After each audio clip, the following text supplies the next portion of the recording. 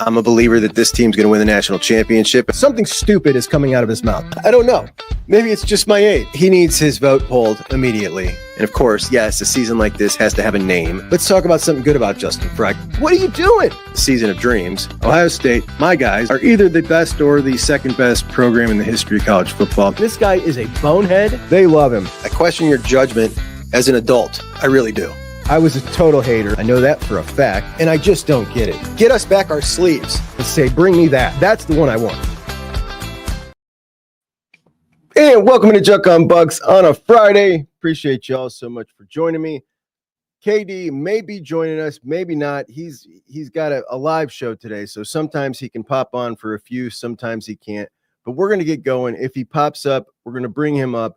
But I wanted to start today. A couple of you guys asked me yesterday and on Twitter about Seth McLaughlin's hat, the Run the Damn Ball hat that he was selling to raise money for the Mid-Ohio Food Bank. And he tweeted an update about those hats yesterday. Thank you so much. He's very humbled by the amount of love, but due to his injury, he's not going to be able to make any more hats. And I didn't even realize this when I ordered it, but Seth was literally boxing these up in his kitchen and sending these out all on his own. There he is with his million boxes and the hat. So no more hats. It is officially that's a real collector's item now, that hat. So that's pretty cool. But so awesome of him, not just to do that, but to actually do the work. Like, he got it done himself, ordered all the hats. You know, that's a pain in the butt. And he was doing that, boxing them all up, mailing them out himself. I think that's awesome. So props to our dude, man. Really happy that he's going to be hanging around that line, coaching those guys up. They're going to need him. They're going to need him for sure.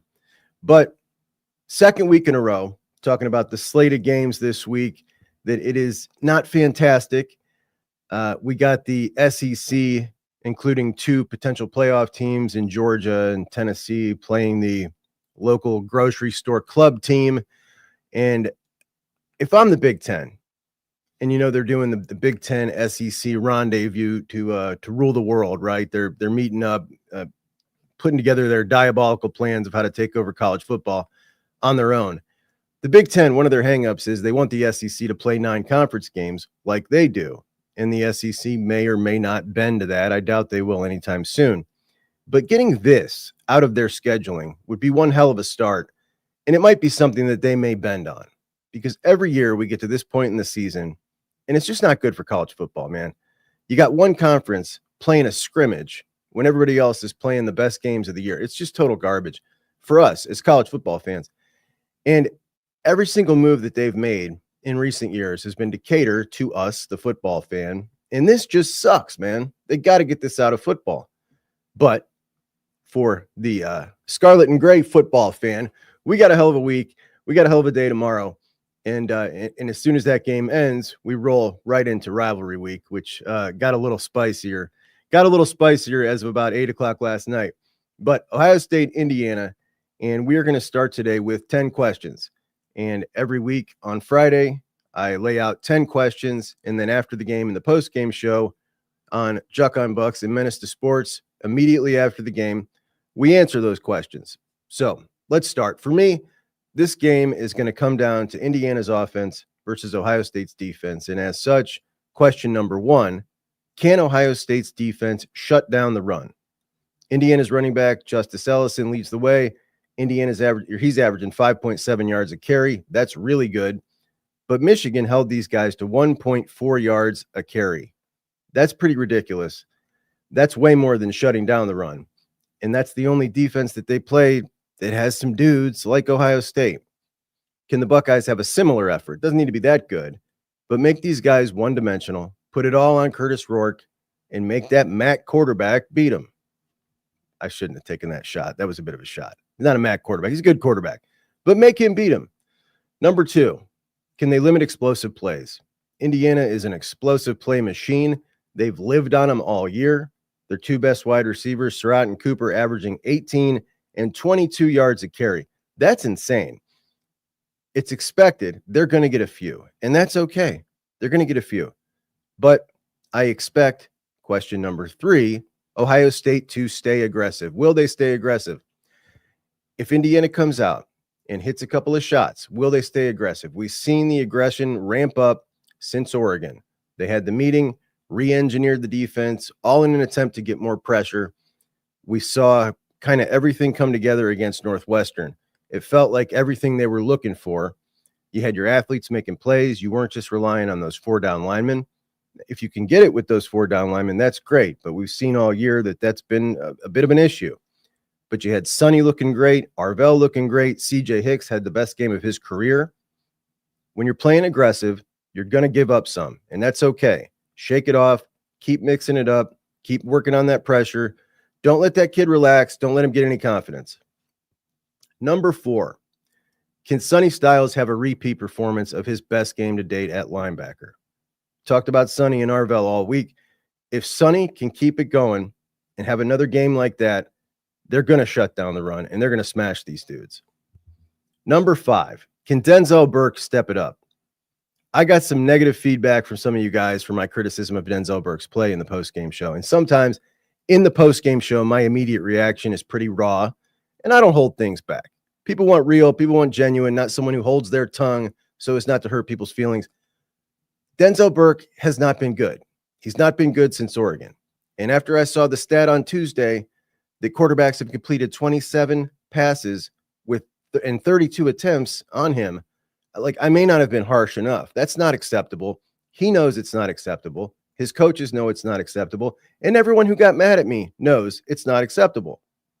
At this point, he's going to snap out of it or he's not. But either way, he's not shown me anything to logically say that's going to happen. It's a show me moment now. Like, it's just, he's got to get it done, or they got to continue to have that quick hook and keep getting Jermaine Matthews out there. But number 6, this is going to be maybe the most difficult. Can they have clean snaps and great communication? On that O-line, we're talking about a defense who runs a lot of stunts. One of their best defenders is going to be right over Carson Hinsman.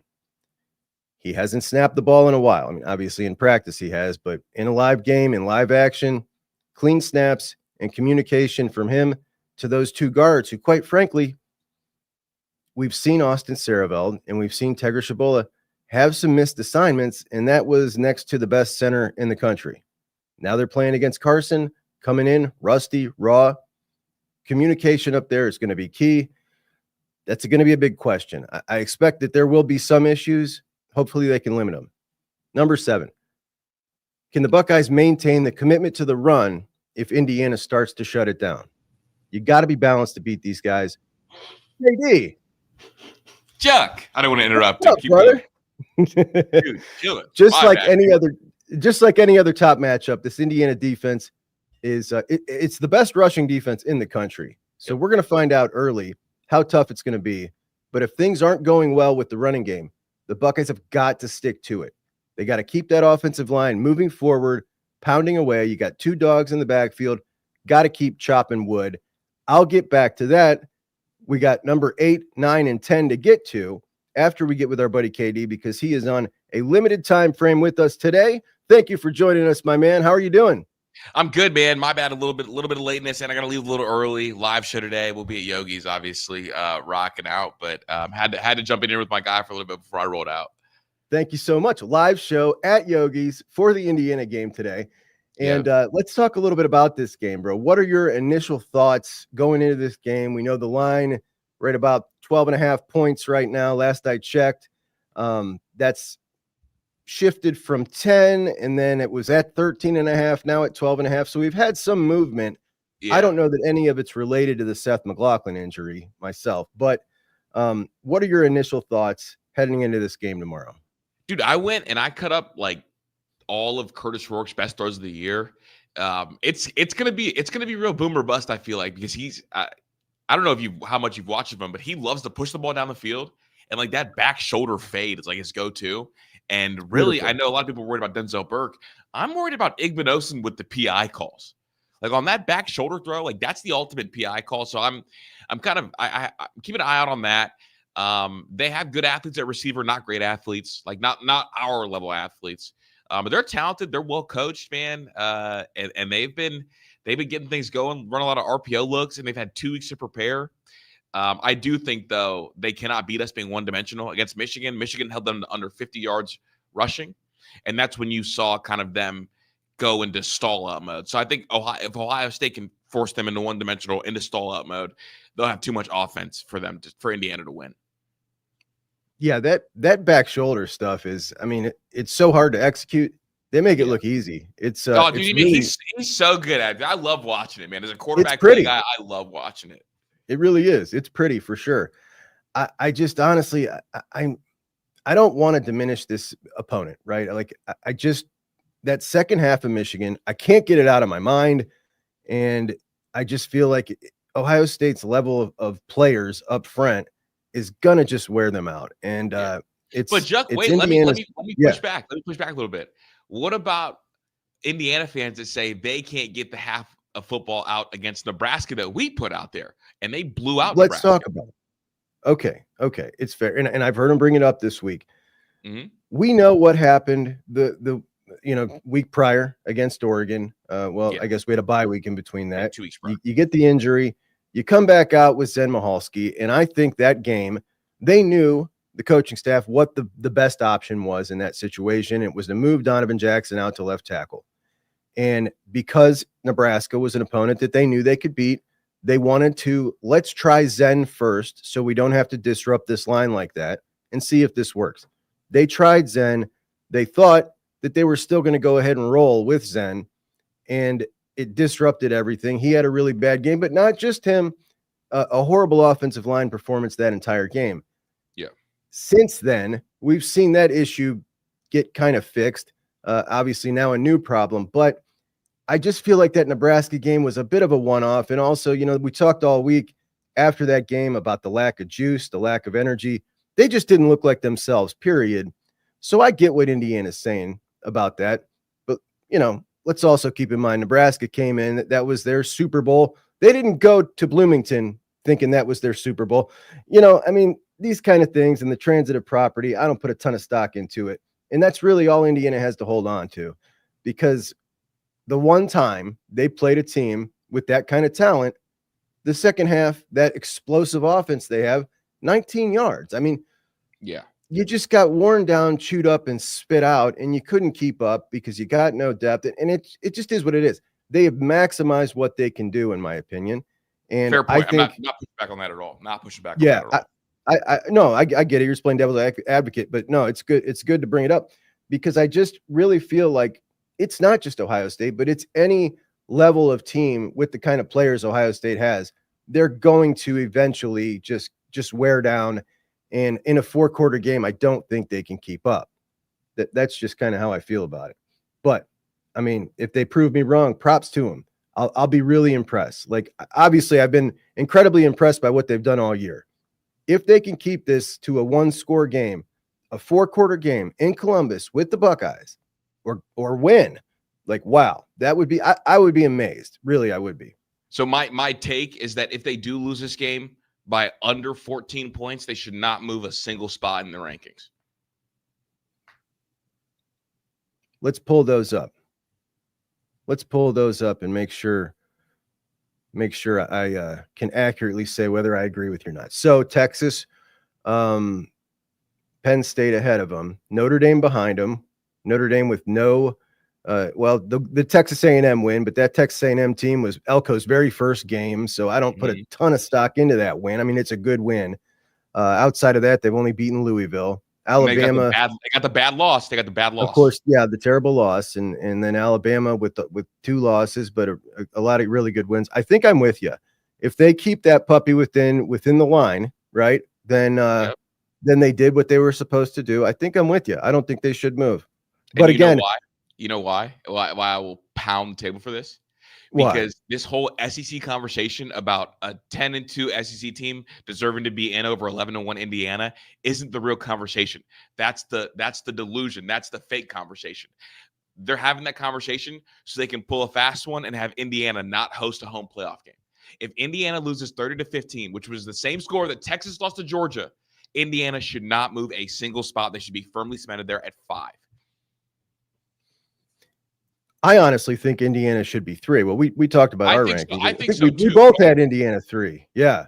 Yeah. So in that scenario, let me ask you though, if they were 3, would you move them behind Penn State and Texas in that scenario? I would move. It depends. If they lost by more than Penn State did to Ohio State, then I would move them to 5. I think I'm with you on that as well. So in that scenario, I think I'd move them back, still have them ahead of Notre Dame. But sitting at 5 as they are right now, I think that I would I think I'd keep them there as well. So, all right, let's get into the rest of the slate, make our picks. Last week, KD whooped me. He was 7-5. I fell off my winning streak. 8 games, it's over. But we'll start with the big game in the noon window, and we've got 3 games of interest in the noon window. Indiana at Ohio State. The line that I got last when I wrote this down, 11.5 points, and I am taking the Buckeyes for all the aforementioned reasons. And 11 is 11 points. 11.5. 11.5 when I wrote these down last night. I'll 11.5. Shoot.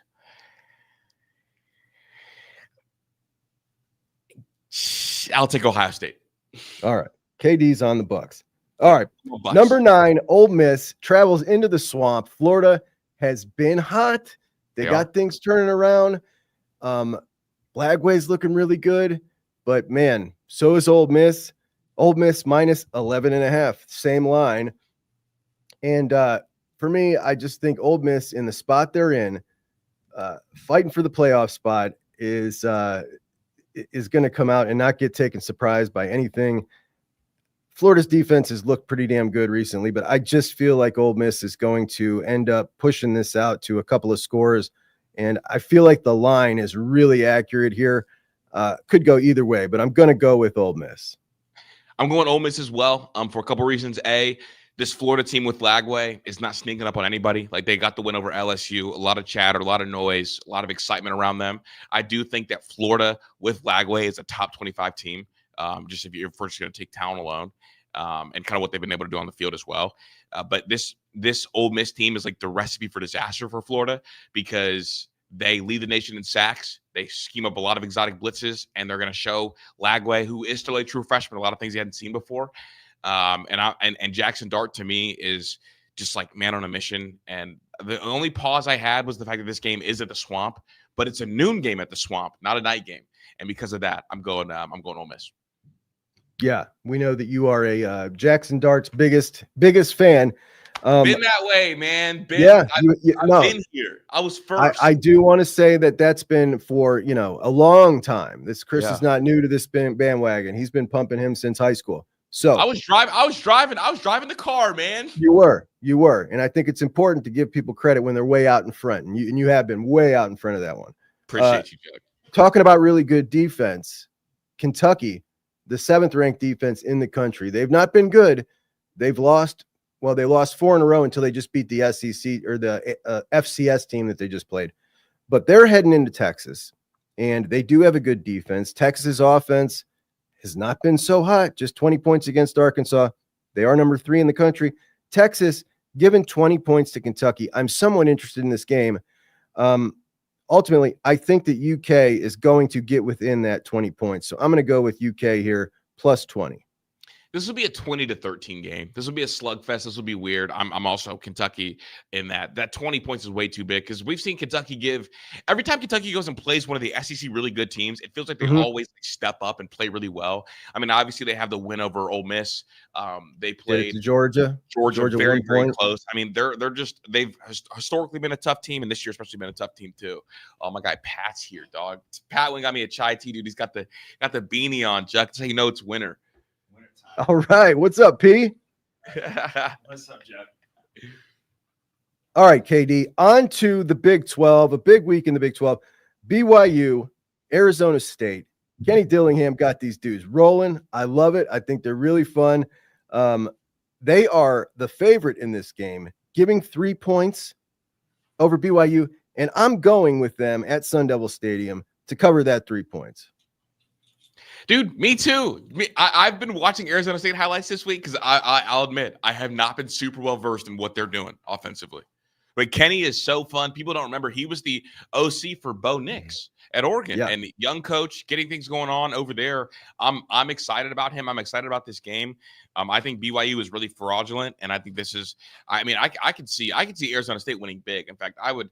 No, this is the highlight version of me talking, but I think Arizona State could win big. All right, the super big one in the Big 12. Colorado, number 16 in the country now. They control their own destiny, trying to get to the Big 12 championship. They've had a huge week off the field, and they are giving 3 points heading into Kansas. First? Yes, they're heading into Kansas. Kansas has been hot. Mr. Upset City over there, and Lance Leipold, a coach that I really love and have a ton of respect for, that I'll talk about later when I hit on something else. But KD, what do you see playing out in this one? I think Kansas is too hot, and because of that, you're going to get like the best version of Colorado. This might be Colorado's Super Bowl. This might be it, because this will be the week where a lot of the pundits are picking against them, and I think you could see kind of a quote-unquote statement game, a Heisman cementing game from Travis Hunter going against Kobe Bryant, who's one of the really good players down in the Big 12. So I got Colorado. I am actually with you here. I feel very similar motivation style. Kansas not sneaking up on them here, and the Colorado defense has been playing so good recently per their standards, way better. And I'm with you. Colorado -3, both of us on that. Now, the final game of interest to me in that 3:30 time slot, 2 5-5 teams in the Big Ten that are very similar right now. Both just unloaded their offensive coordinator. We got Wisconsin heading into Nebraska. Wisconsin -1.5. What do you think about this one? Coin flip. That's a pick'em game, right? And I've always tied these two teams together just because new coach at the same time, same colors, you know, Big Ten, all that fun stuff. I don't know, dude. Give me Wisconsin. So you're taking Wisconsin. I am going with Nebraska because now Dana's had 2 weeks to work, 2 weeks to work with them. And I think that this is the week that we see Dana make a difference. So I'm going to go with Nebraska. Now, on to the evening games. We've got the big daddy of the evening, number 19, Army, Notre Dame, playing at, I believe they're at Yankee Stadium. Notre Dame has won, I think, eight games in a row since they lost to NIU. 7 of those games have been by 18 points or more. Navy, they absolutely blew them out. Obviously, Navy and Army, you would imagine similar talent, and I feel like that was just a game where Notre Dame's talent just kind of overwhelmed Navy, and I feel like this will be the same deal. Unfortunately, this game is on Peacock, which is super obnoxious. Can't get it in your 4-box. Drives me crazy. But I am going with the Irish to cover that 14 points. I'm with you. I don't want to give too much of an explanation, but I'm with you. I think this game puts Notre Dame in danger next week. And just a little hint. I think I'm picking USC in the upset over Notre Dame next week. Okay. I think that'll be a trendy pick, but it's going to depend on. Well, let me be the trendsetter then, Juck. All right. No, it's good that you get out in front of that one too, just like Jackson Dart. Now, Texas A&M, number 15 in the country, -2.5. They head into Auburn, who has been very close to several upsets this year. And I got to tell you, I think that Auburn is going to pull this one off.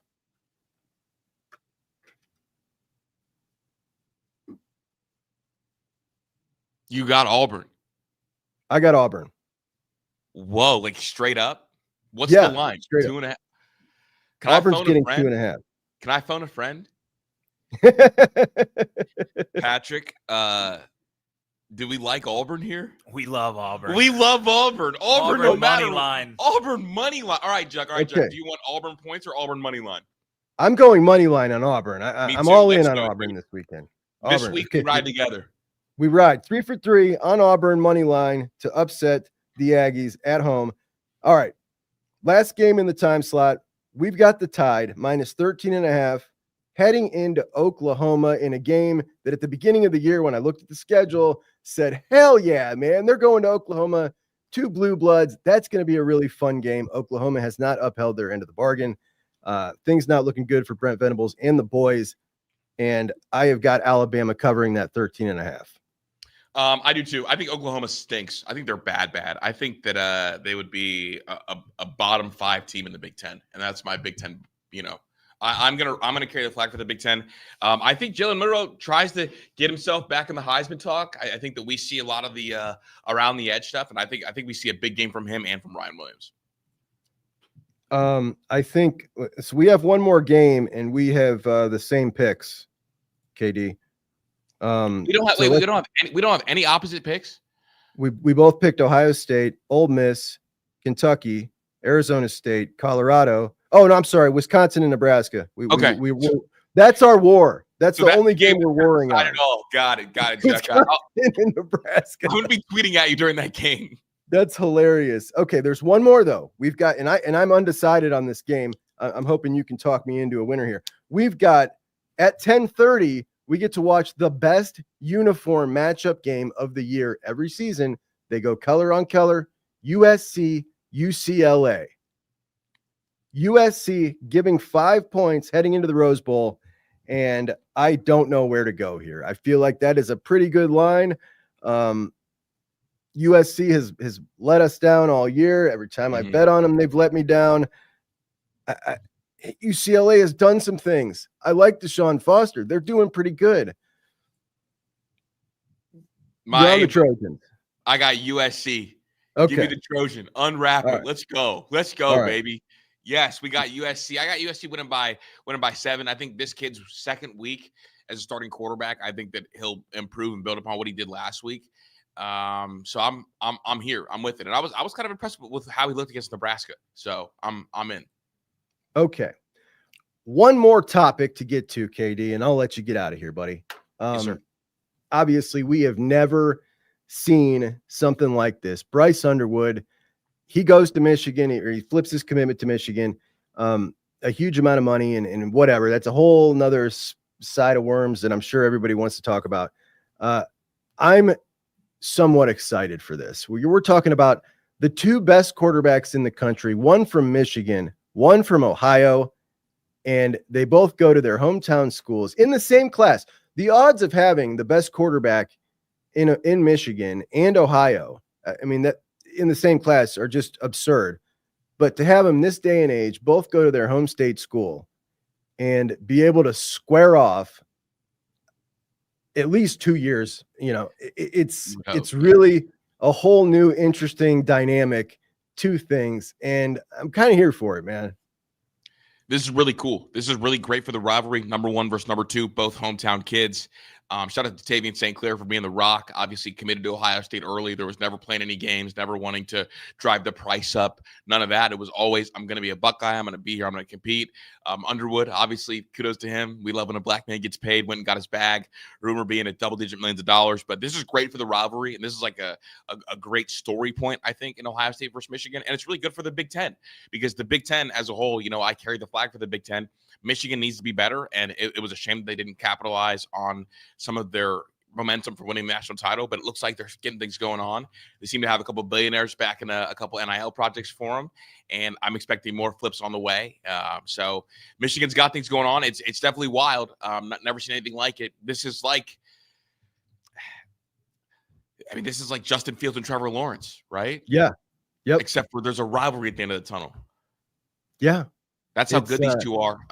But I mean, honestly, it made me thankful for this Ohio State class as currently constructed. Like Devin Sanchez being a rock, like Tavien St. Clair being a rock, like guys wanting to be Buckeyes, getting in early and like recruiting others. And we're gonna see. And now Michigan can never say built, not bought again. Never. They'll try to spin some way to say it, but they now own the label of the school that has paid the most for one single player in the history of NIL. That's, it's not particularly close. This is a legit deal that is the size of the fake Jen Rashada deal from Florida.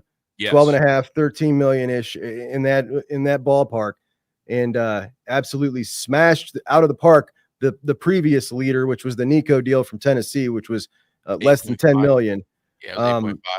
But on the topic of Tavien St. Clair, this is the list of 5-star quarterbacks this year, -1. Tavien St. Clair not on this list. Every single one of these kids, every single 5-star quarterback has flipped their commitment, except for Tavien St. Clair.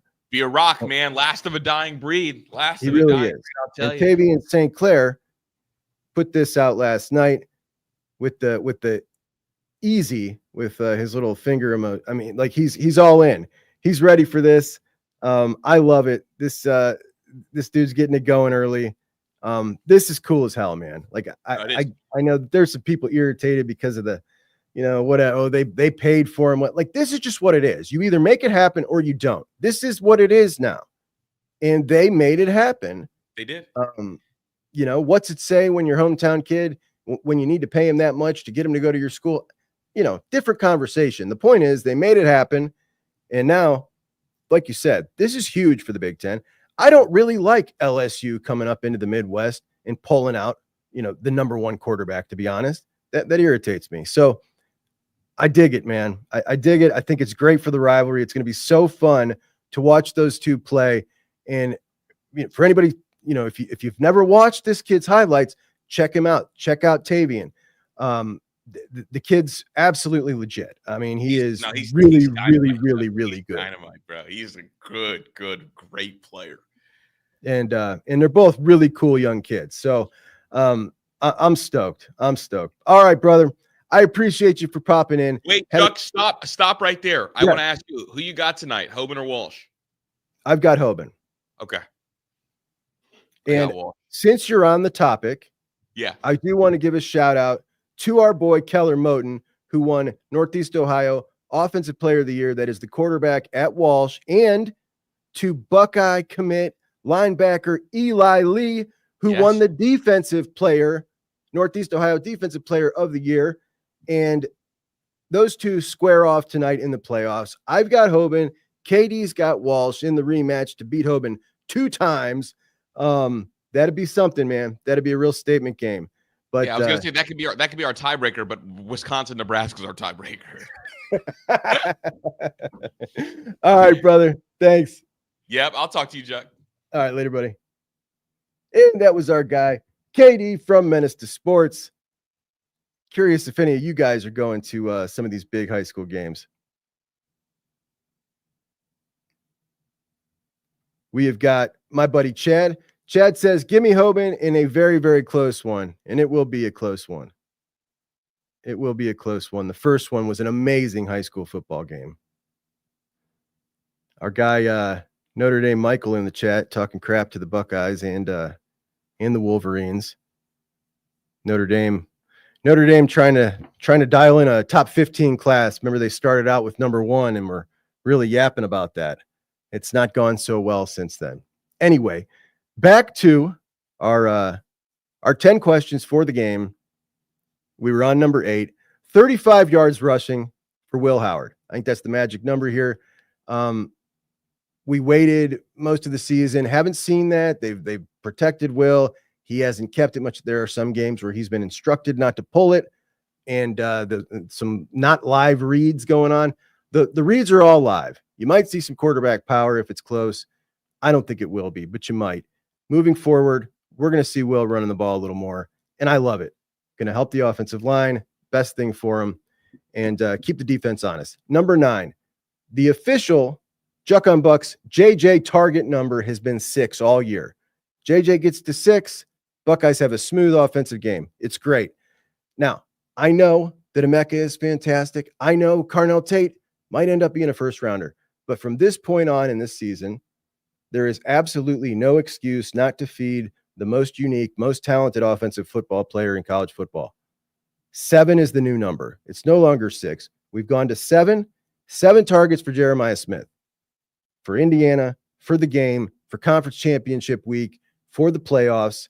And if it swells to double digits, I'll be thrilled. He's the best wide receiver in football. You've got to get him the ball. No excuse not to. 7 target minimum. Number 10. Should this puppy be close? Will Ohio State manage the 2-minute game and the clock flawlessly? There is no excuse in year 6 of Ryan Day's tenure, not calling plays, to not be flawless in the 2-minute drill execution from the coaching perspective. It better be perfect from here on out, because there cannot be any more screw-ups in that area of the game, in his game plan. It just can't happen. We've seen some errors in the past. We've seen one this year, a couple. The speed at which they went that last drive at Oregon, you wasted 45 seconds early on in that drive. We've just seen some errors, and it can't happen anymore. Can it be flawless if this is close? And the recap: shut down the run, limit explosives, stay aggressive. Sonny, Denzel, clean snaps, clean communication on the offensive line. Continue to run the ball, even if it's not there. 35 yards rushing for Will, 7 targets for JJ, 2-minute in clock management. Now, sorry guys, that was a little choppy with KD popping in, but I really wanted to talk to him today. Anyway, a moment from our sponsor. Hey, it's Juck, and MyBookie is back with another offer for the Juck on Bucks audience. Open up a new MyBookie account, and they're going to match whatever you put in 100%. Put in $100, they're going to make it $200. Put in $3, they're going to make it $6, all the way up to $1,000. If you're new to sports gambling, we do picks every Friday. We are +7 on the year for the Juck on Bucks official picks, and we're going to keep it on rolling. So sign up for MyBookie. They're going to match your deposit. Use the promo code JUCK, and we're going to go through that every week, every Friday. Also, if you like online casinos, they're going to give you a $10 free chip for that as well. It's a great sports book. I've been using it for years. If you're new to gambling, I'm here every morning at 9:30. Put a question in the chat. I'll help you. I'm an experienced gambler, so to speak. The key is don't risk what you can't afford to lose, and you'll always have fun. Have some fun with me. Sign up, MyBookie, promo code JUCK. Get your free money. All right, we are going to get in a little later, a little more on what's going on at Michigan and the kind of the chain effect that's happening from Bryce Underwood. There's some serious movement, and we'll hit on that. But I do want to talk first about Curt Cignetti, Indiana's head coach, who is running his mouth again. And this guy, listen, I thought it was cute at first. I thought it was funny. Then he started backing it up, and I'm like, all right, I'm feeling him. But now he just won't shut up. And this most recent one, I think, is just ridiculous. So on a podcast this week, he was asked about, his schedule being criticized and what he thinks about that. And he said schedules are set years in advance, right? Which, of course, they are. It's extremely obnoxious. It drives all of us nuts. We don't know when they're going to change this. It seems like something that should have been changed a long time ago. Hopefully it happens soon. But then he continued to say every one of the teams he played had a winning record except for 2, and they were 500 when they played them. Now, this is a BS way to spin that number, because every big team you play, every Big Ten team early on got themselves 3 freebies in the out-of-conference schedule, most of them. So the Big Ten schedule, when you start it, you're usually 3-0. So yes, when he played them, they had winning records. I'm not trying to hear that garbage. Then he went ahead and called out 2 more schools after originally calling out Ohio State and Michigan in his version of 310 days, when he said Alabama played Mercer and Georgia played Chattanooga, didn't they? So essentially trying to compare him playing these 3 garbage schools that they started off with at Indiana, Charlotte, Western Illinois, and one other trash school. They played 3 of them, and they all sucked. Like, we're not just talking lower level P4 or non-P4 schools. We're talking, they had their records were all 3-6. So total trash out of conference schedule. We know what their Big Ten schedule's been. And he's comparing his schedule to Alabama's and Georgia's, who have both played really tough schedules this year and won each of them 3 games of teams tougher than he's even played.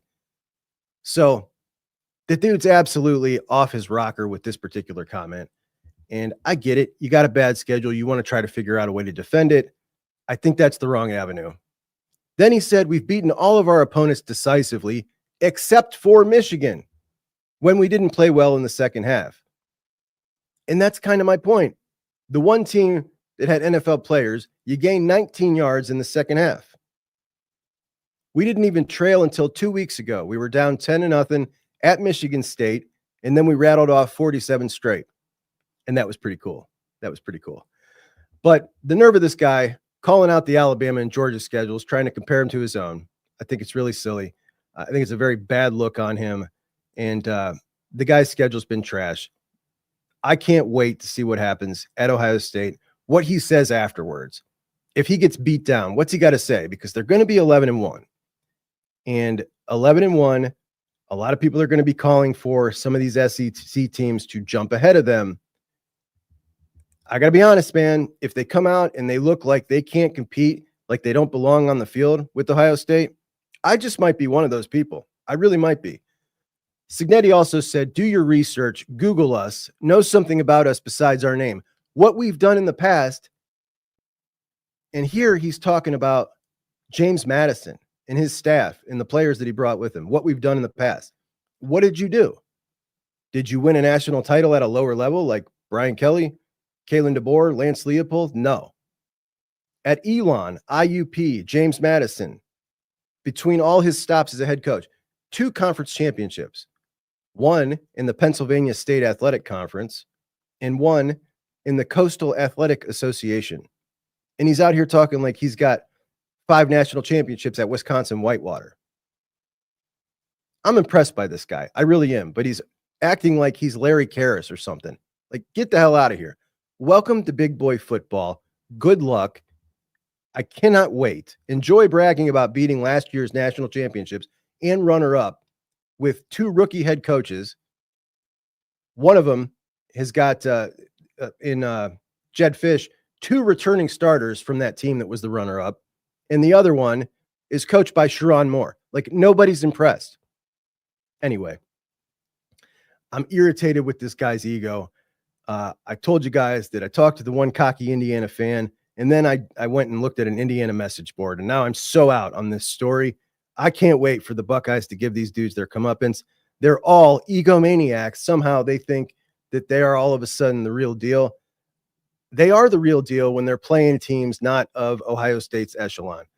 When they play Ohio State, it's going to be a real wake-up call. I cannot wait till tomorrow. These guys need some comeuppance. It's about to come for them. And I just want to remind everyone to like the show, please.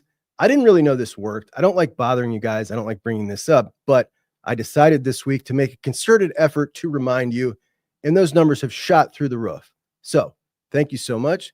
Please continue to like this show. I've also reminded you to subscribe if you haven't. We got a lot of repeat viewers. 41% of you aren't subscribed.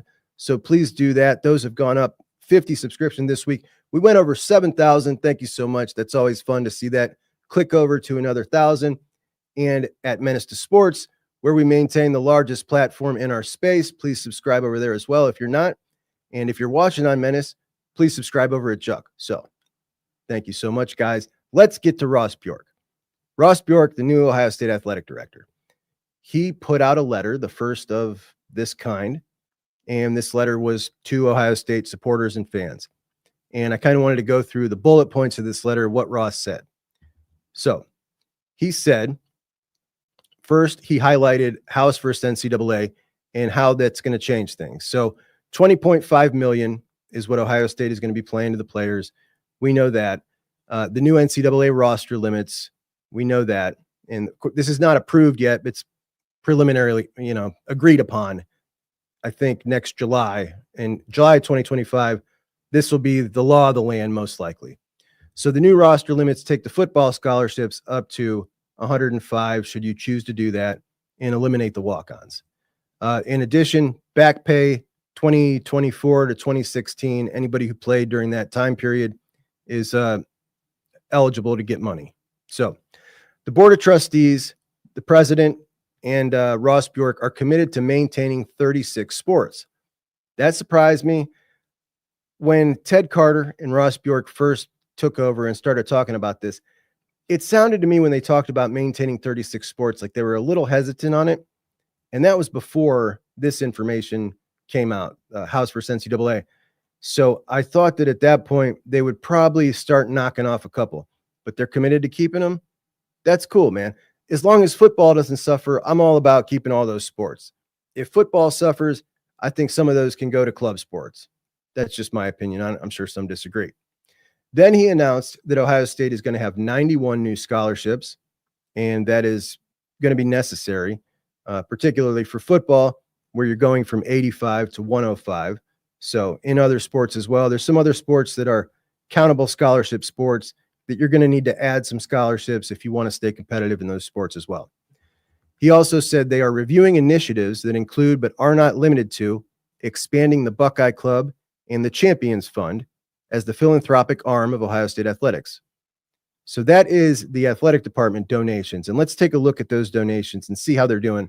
And remember, this is in a world where a lot of these same people are also donating to NIL. So if we look this year, and these are public numbers, these are athletic department donations, and you can look at the big time ones, 5 million plus. You've got 25 members in that club, $1 million donors, 131 members, 250,000, 522 members. And then you've got the annual giving funds, 50,000, 12 of them, 25,000, 28 of them, et cetera, down the line. A whole lot of money being donated to the athletic department, even in the NIL world we live in right now, which when you look at those numbers, that's a lot of money, man. Ross also said that they were going to be doing a revised season ticket plan for 2025 that meets the needs for as many Buckeye fans as possible. I have no idea what that means. He didn't elaborate what that means. I don't even have a clue. Maybe you guys got some ideas. You can let me know in the comments. Then he said something that I find the most interesting. So increasing corporate sponsorships, including new NIL agreements with student athletes. So the university working on getting NIL agreements for players. And that is huge. Leveraging everything Ohio State has to offer to companies to sign these deals with players, that is a whole hell of a lot different if you're a company and you got a board of trustees than working with an NIL company. NIL has been around 3 years, right? Dealing with an NIL, I mean, like, that's a way different ball game. It's still got a stigma about it. Now we're talking, those companies are being asked to deal with Ohio State. And dealing with Ohio State, whole nother level than dealing with an NIL foundation. Ohio State comes to you and says, we need your help. We got players that we need signed for this or that. We would like you to represent this player. There's a whole lot of companies that are now interested in doing that or getting into that space that otherwise would not when we're talking about NIL foundations. Now you've got the power of Ohio State behind that and the city of Columbus. That this particular part right here is something to be excited about. That's an advantage right there. Ohio State in Columbus, big companies dealing with the university when it comes to that. Absolutely love it. That's an advantage. Naming opportunities across athletic facilities. So obviously the Woody Hayes Athletic Center, that's prime real estate to sell a name. And we know that they had discussed that it's now legal to sell the name of stadiums, which means it'll probably be the something Ohio Stadium at some point. I don't like that, but it is what it is. Strategic initiatives around licensing and branding, and continuing to enhance our facilities. And he's talking specifically about the ice arena, the Woody, and several imminent upgrades at Ohio Stadium, which I can't wait to see what he's talking about there. We know the club that they're putting in, that my buddy Chad is going to get some seats to. He loves the new idea, that new club that they're putting in the stadium. He's a swanky guy. But I wonder what else he's talking about specifically. I know that a lot of us would like to see an imminent upgrade to the playing surface. That's for sure. I think that should be first and foremost on the priority list. We know that they put those red lights in there. We've seen them, though we've not seen them at a game yet. We've just seen them tweet them out because we haven't had a night game to showcase them since they were installed. So that sucks. I know a lot of people want to see a new scoreboard. You've got some areas that are looking really drab, some poor looking restrooms. Obviously the booth that we see on TV that they're broadcasting from, that could use a coat of paint and a couple new ceiling tiles. There's some upgrades that need to happen at the shoe. That's for sure. And I would love to know what the priorities are and in what order. And he also did talk earlier this week about the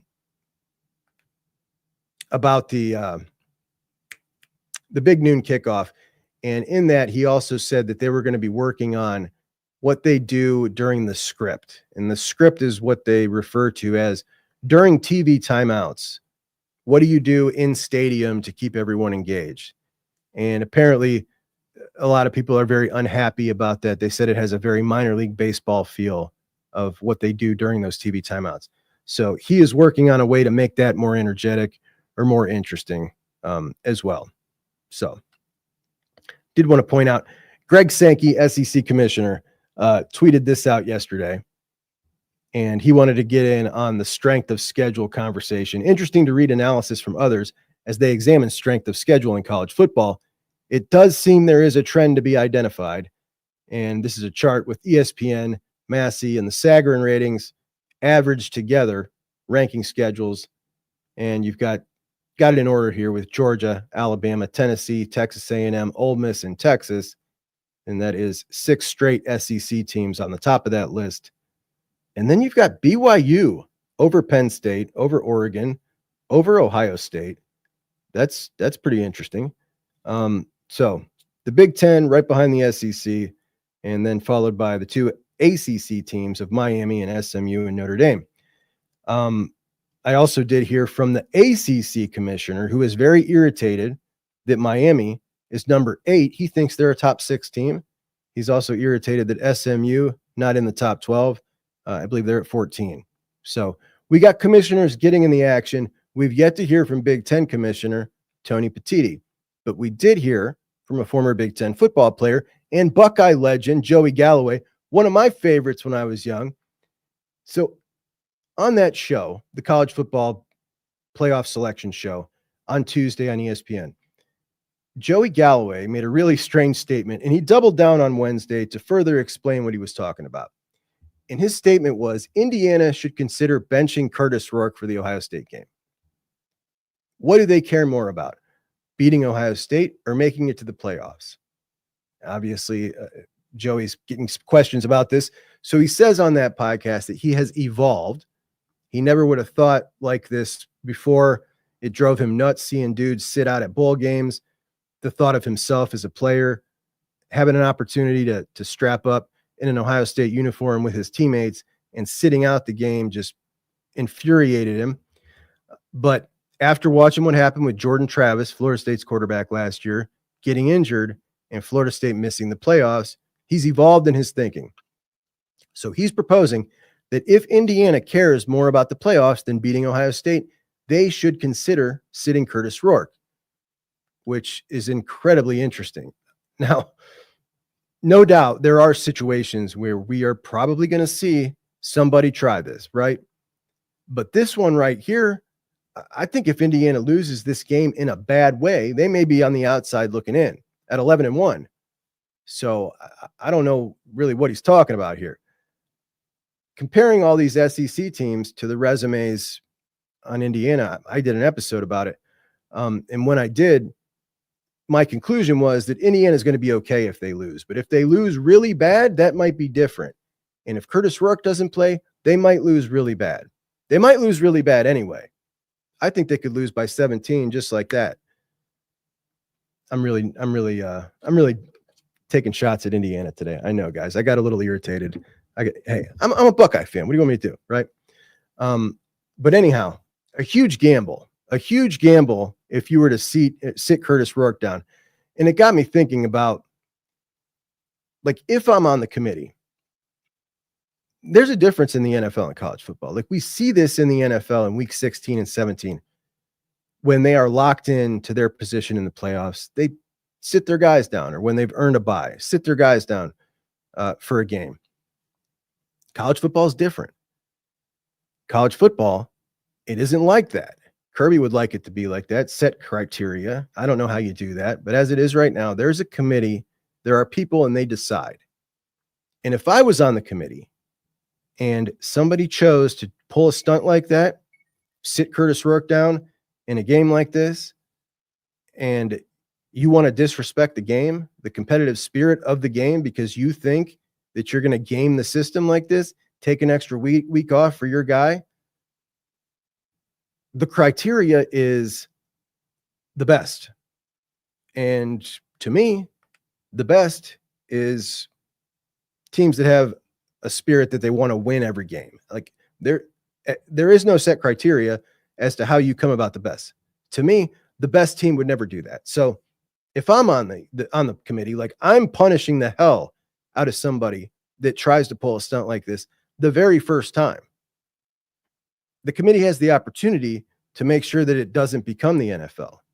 They have the opportunity to make sure that the first time somebody does this, they send a message that we are not going to accept this in college football. And honestly, I would love it if they punished the first team that did that, or if they made it clear that they will and just totally discourage that. We don't want to see people sitting out players as the season winds down. You got fans playing tickets. We can't stand it when coaches do it in other leagues. I get it that it's good for that particular team, but they could send a message. I would totally support it. If I was on the committee, I absolutely would. But when we were on the show yesterday, changing gears here, as we get into Bryce Underwood, we talked about Juju Lewis, who committed to Dion, 5-star quarterback, and he was committed to USC. We knew that he wasn't going to end up there for a long time. That's been speculated for 6 months. So USC and Lincoln Riley had a backup plan, and he got Hussein Longstreet, who I actually think is a better quarterback, to commit to USC. LSU does not have a backup plan. Now that they've lost Bryce Underwood to Michigan.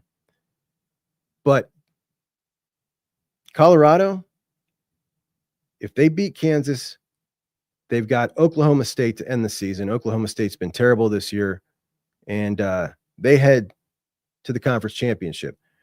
Now with Julian Lewis, the momentum that they have there, you've got a couple of Buckeyes that are looking at Colorado. They're serious flips, right? Defensive end London Merritt, serious flip risk. Then you've got Javon McFadden, refers to Jordan Seaton, who is a freshman at Colorado, as his cousin. 2 guys from Maryland. And Julian Lewis committing there. Travis Hunter with the Heisman momentum, like the playoff momentum. These are the things that move needles. So we'll see what happens. But Javon McFadden, that's maybe getting sticky here.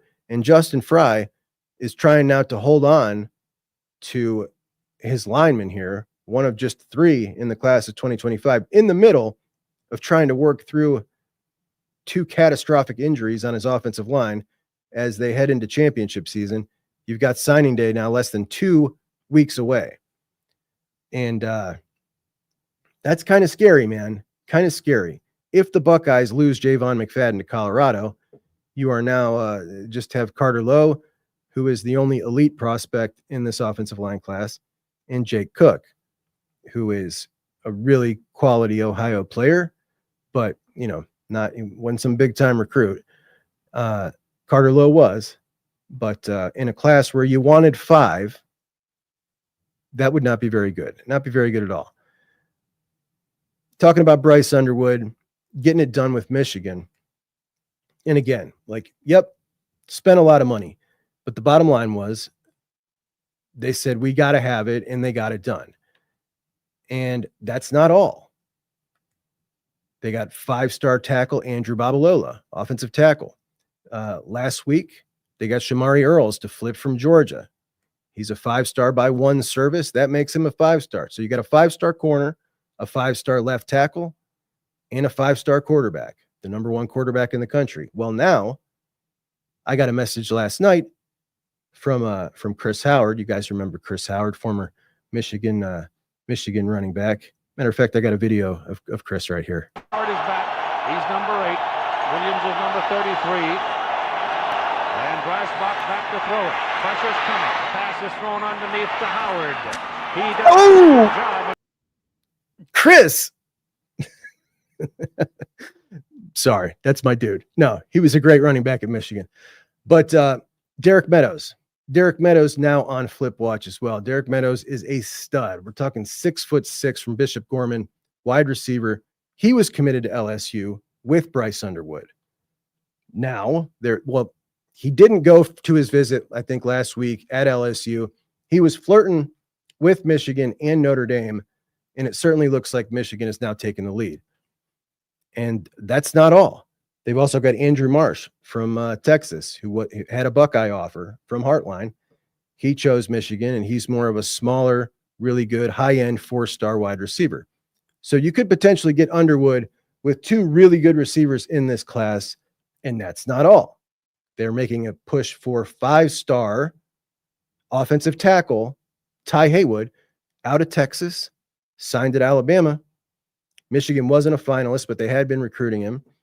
And yesterday, it was reported by On3 that there's really something in the works with him, and they're trying to get him in for a midweek visit. They're out of home games. So if he comes up midweek and they end up getting Ty Haywood, then we're talking 2 5-star offensive tackles. They also got Avery Gotch, who Justin Fry tried to get. They also got the center, whose name escapes me, who Justin Fry tried to get. But to add on to those 2 5-star tackles, we're talking about one hell of an offensive line class to go with the 5-star quarterback and the 5-star cornerback, and 2 absolutely legit wide receivers. One of them super legit at 6'6", a tremendous athlete. And now they're already in the top 10, which we've not seen in ages. Things have now changed for Michigan recruiting. And obviously, Sherrone Moore has not looked good this year. It hasn't exactly been confidence inspiring if you're a Michigan fan. But looking at that class, that certainly is. That certainly is confidence inspiring. They've not seen a class like this in forever. So, interesting stuff. Anyway, guys, let's get to our final segment of the show that we call Jucking Around, where the chat kind of steers the conversation for a couple minutes before we get out of here. And there's a real good one. Terry asked, does LSU being in shambles help us with Stewart? Interesting, Terry. So he actually tweeted last night, and it sounded like it was a Michigan style tweet. Like he's trying to get their attention. He wants to, this kid wants paid, man. He absolutely wants paid. I don't think that LSU being in shambles helps us one bit, to be honest. If he's going to go to LSU and stay home, he's going to do it because they pay him. If he's flirting with Michigan, it's because they're going to pay him. If he goes to Oregon, it's because they're going to pay him. And I don't think Ohio State is planning on paying him. But when we talk about him, obviously, he's a tremendous prospect. He's played 1 year of high school football. He didn't play his freshman year. He played his sophomore year. His junior year was his transfer year this year, and he couldn't play. And his senior year, he's reclassifying. So we're talking about a dude going into college with 1 year of high school football under his belt. And granted, we've seen him in his camp film, tremendous. However, you want to commit to paying that kind of money for a kid who's played 1 year of high school football, kind of risky. Ohio State's not going to get into that type of bidding war. They're going to pay him, but they are not getting that high.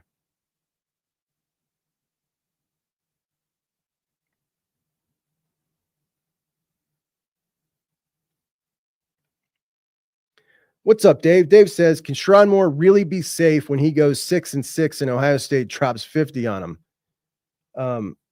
With this class, hell yeah. Absolutely.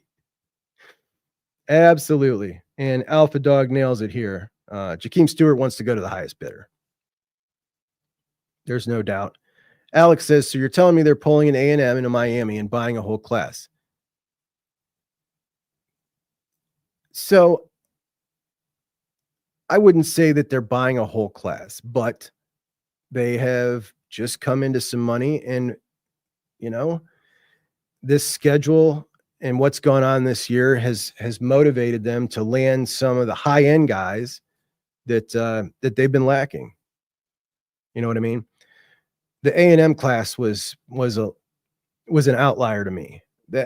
those relationships weren't being developed. The Ty Haywood thing, the 5-star tackle, like, they were recruiting him. They went down and visited him. They tried. That A&M thing was just like straight. They weren't even recruiting a couple of those guys very hard, right? It was just like they came in with crazy offers. Miami, we've seen, yes, they've paid a lot of guys. When you look at like Justin Scott and guys like that, like, it's worked out, right? It has worked out for them. They're probably going to make it to the playoffs this year. They pulled themselves up from absolutely nothing. So, A&M, it didn't work out the way they did it with that class, but it has worked out for Miami. And as long as you've got a good core, it can work out. But I'll tell you this, there's no doubt going to be some guys on the Michigan roster that are going to be like, hold up. Like, I just signed here 2 years ago. You told me this is not how we do things. You said, here's what we can offer, but you're going to come here and you're going to be great. And now you're out here throwing money around to kids that haven't played a down of football at Michigan. So there are some things on the back end that you're probably going to have to deal with when you gain this kind of momentum and start signing a bunch of highly rated guys, and everybody's talking about how much you're paying for them. But we'll see. And Matt says, crazy what college football has become. It really is. But here's the thing. There are guardrails coming. And we know this because, and I'm not talking politics in any way here, but the Republican Party is the ones that we're trying to hook up with Saban to do the thing, get the guardrails, get things rolling there. And now since the election, they're talking about kicking that back up. And I think that they're going to give the NCAA what they're asking for. And I think that'll pass. And we're going to see this get reined in some way, shape, or form in some different ways. What's up, Matt? Matt says, do you think JTT has met the hype, exceeded, or failed? How much either way? Certainly not met the hype. I didn't have expectations for him, nor should anybody, to be Joey Bosa, right? To be Chase Young. But as far as a guy that's rated as a top 5 player in the class, definitely not failed. We've seen guys fail that are rated at that level. Some people call him and Jack a bust. Like, there are guys that we've had that have been 5 stars that have played very sparingly. We've had true busts. JTT is potentially still a borderline first rounder. So in that particular instance, you would say, of course he's met the expectations, but I just have never felt like we've, maybe he has met the expectations. I mean, how can you say someone hasn't met the expectations if they're a borderline first rounder? I guess we'll have to see that actually play out. We're seeing that's what those draft guys are putting him at. I still have pause. I'll tell you what, though, he is tremendous against the run. I've felt for a while, since my brother brought it up, how much better he would have been had they moved him inside, bulked him up and moved him inside. And, I guess if he gets drafted in the first round and you say he didn't meet the expectations, you would probably sound like an idiot. So doesn't it feel to most Buckeye fans like you just expected a guy who was an animal off the edge? Let's just say this. We're going into Indiana. And as we head into this Indiana game, do you expect JT in his senior year to get a couple of sacks? I don't. Should we? Should we expect him or his cohort to be able to dominate this game? No, that's what we're talking about. We're talking about bringing varieties of pressure because they can't get it done with 4 men. But he's tremendous against the run, and that's why he's going to get drafted really high. So maybe I should reevaluate that. How about I'll get back to you on that one? And we got a super chat from our guy, Big Boy. We are going to find out for real. Are we going to find out if they are for real? Absolutely. Talking about Indiana. Thank you so much, Big Boy. Blue Wolverine. What's up, buddy? Thank you for the super chat, Blue Wolverine. congratulations on the tremendous news for you. Menace to millions. Appreciate you, buddy. And Big Boy again. Par hates good internet. Maybe he meant Pat. Might have meant Pat hates good internet. Appreciate you guys so much for helping me out. Dave says, Scum fans are bragging about Stephen Ross and Portnoy Cash. I mean, it is interesting how we've seen the narrative flip quite quickly from developed, not bought, to bragging about a couple of your big donors. I don't know where they've been, right? They sure waited a long time to get in on the party.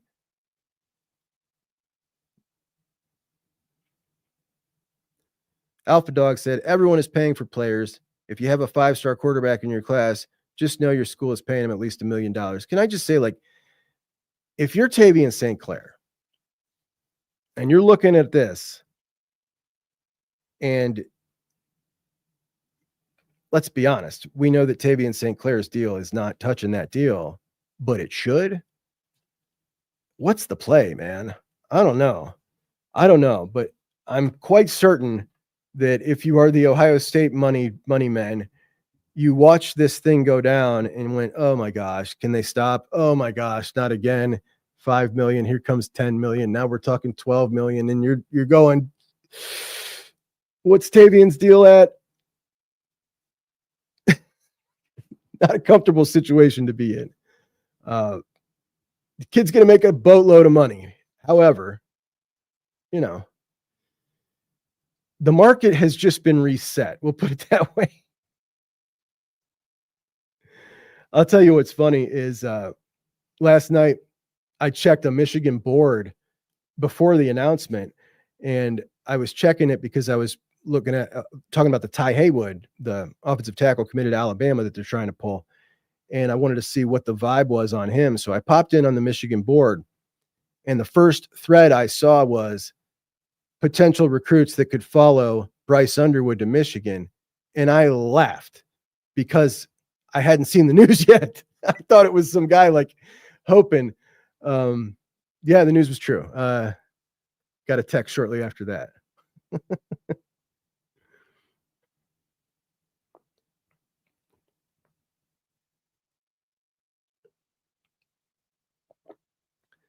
Ken cannot wait for the guardrails. I mean, I'm with you, but let's be honest. Ohio State succeeded in the old system in the top 5 recruiting, is succeeding in this system.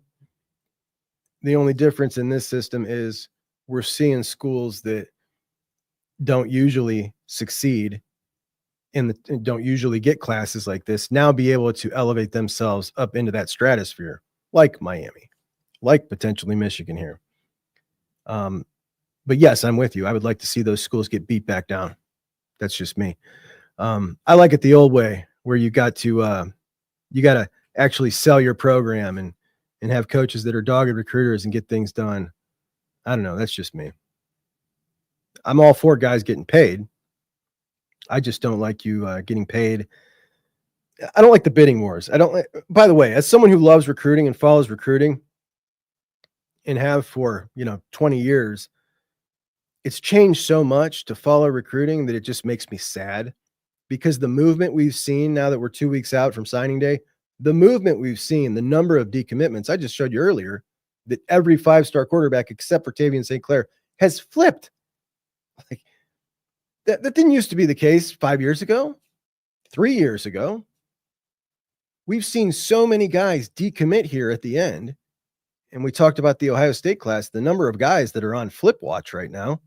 I'll pull it up right here if I still got that puppy loaded. Just looking at the Buckeye class, let me get this comment off of here.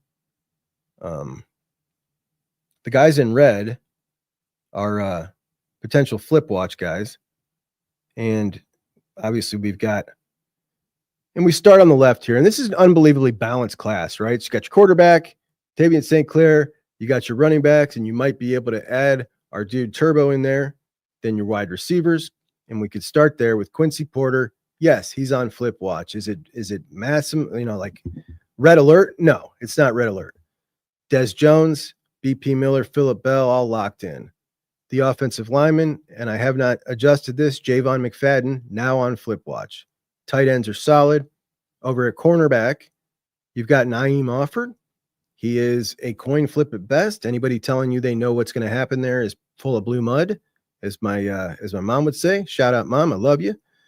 And then we've got Fahim Delane, solid as a rock, along with Cody and Deshaun at defensive tackle. Jarquez Carter. I don't know what alert we should put on Jarquez, but I think he's pretty solid. If you had to, put a bet today, I'm betting he remains in the class. But Miami coming hard. And then you've got London Merritt, who is really high on Colorado. And things are moving at Colorado. Positive momentum. Zahir Mathis obviously already gone. And then you got TJ Alford, superstar linebacker, who everybody loves. Not just a great linebacker, but a great kid. Been on the show with us here. He was the second guest we ever had here on the show, and he's awesome. I would be really bummed out if he ends up at Miami, but, things happen. My point is, I can't ever remember a class this late, close to signing day, where we had even half this number of guys that we were stressing about. This is wild. Really wild. And as someone who loves recruiting, when you add in the money that can just change everything on a dime, it's obnoxious. It's obnoxious and it sucks. It takes away some of the joy. You know what I mean? For me. And it's all about me. It takes away some of the joy. It really does. And it also takes away a lot of the things like predicting things, right? So you predict things and you look like a total idiot because you get it wrong, but it might have been just because, you might have been totally right. But the money changed it. So these guys, it's kind of killed their industry. Do you put much stock into a crystal ball that comes out in June? Well, no. Even if they're right and the guy commits to where their crystal ball projected him to, that doesn't mean he's going to stay in the class. And we've seen, so like as this class is wrapping up, so many flips in the last couple days. Like, I'm like, what is going on, dude? So many. By the way, USC, after losing Julian Lewis to Colorado, they're about to lose a really good lineman to Colorado as well. So they're just getting destroyed. And it has been a bad year one in the Big Ten for USC, who came in talking all sorts of crap. Their fans were talking all sorts of crap. So you go currently 5 losses in the Big Ten in year one. And on top of that, their very first class being able to use the Big Ten as a selling point, just absolutely falling apart, which, couldn't happen to a nicer guy. Could not happen to a nicer guy.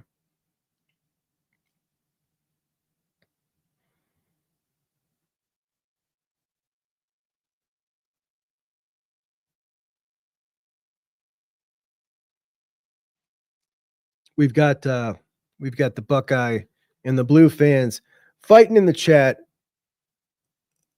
As long as it's respectful, I guess. I usually can't stand this.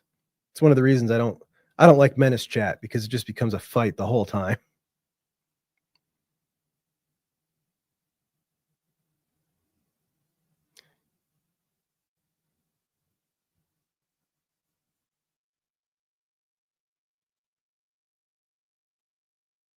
Dave says programs are going to start doing what SMU did back in the 80s. Check out the 30 for 30. If anybody's not seen Pony Express, which is the 30 for 30 on SMU, watch that. Probably one of the best 30 for 30s. Just tremendous. That and the Miami one are the two best.